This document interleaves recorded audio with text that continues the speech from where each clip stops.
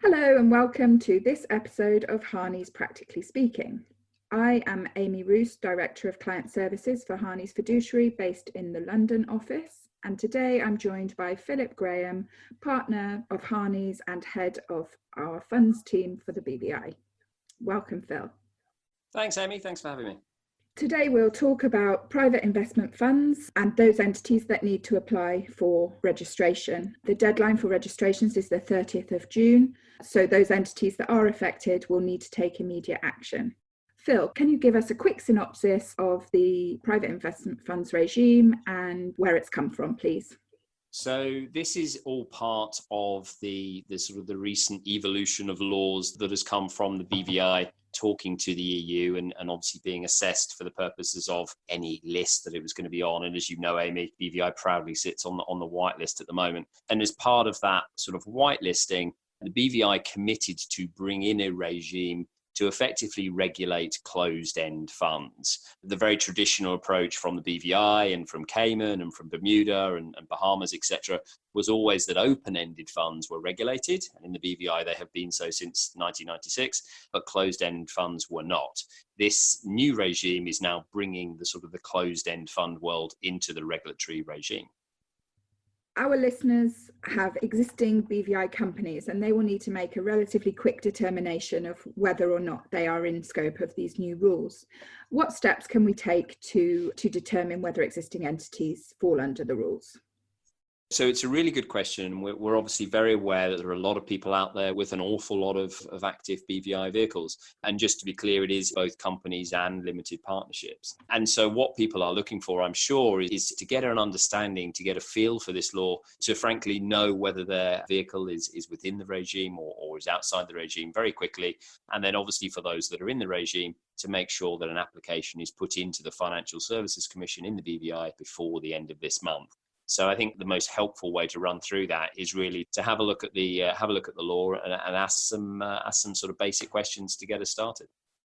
Great. So I think the first knockout, if you like, is entities that have one shareholder. Could you discuss that for us, please?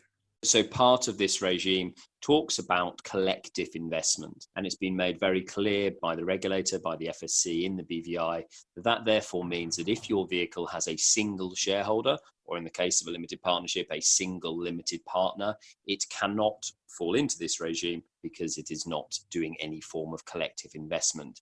Now, just to be clear, there is no look-through on that. So it is simply looking at your register of shareholders or your register of limited partnership interests and ascertaining whether there is any more than a single notification on that register. Okay, so that's pretty easy to determine. Then the next kind of knockout point is about the number of assets an entity holds. Can you talk us through that? Correct. So there is also an element within this regime of a diversification of portfolio risk, as is stated. And what does that really mean? That means that this vehicle is effectively collecting more than a single asset to add some layer of difference between the assets that are being held. So on that basis, if your entity has a single asset, it cannot be doing any level of diversification and therefore again falls outside this regime. And again, there's no look through on this. So again, you're not looking at what the single asset is and whether that then has multiple assets underneath it. You are simply looking at what specific asset does your entity hold. Right. So the next strand to look at is, I understand, the collective investment purpose. The FSC is seeking to regulate entities that were set up for the purpose of collective investment. Correct. So this is where if your vehicle has multiple shareholders or limited partners and also has multiple assets that it holds, this is where a lot of people, when they initially heard about this regime, had some concern, because clearly there are a huge number of vehicles registered in the BVI that will still fall into this category. And this is when the FSC then begins to get a little more into the detail.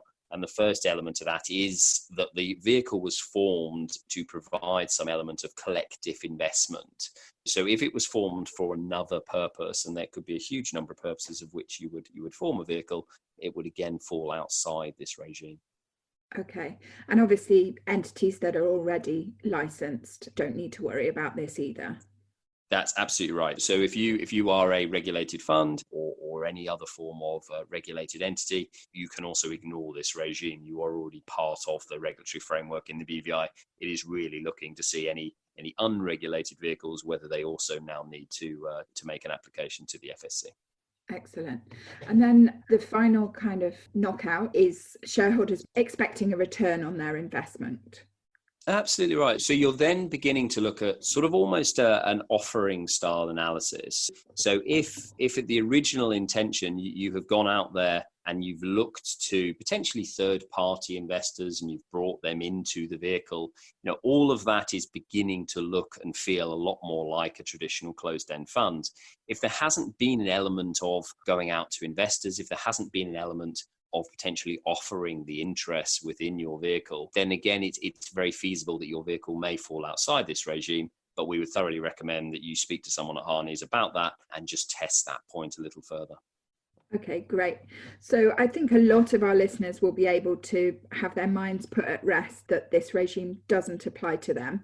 But those that do, can you just briefly run through the steps that those entities that think they could be affected need to take and the timeframe for that, please?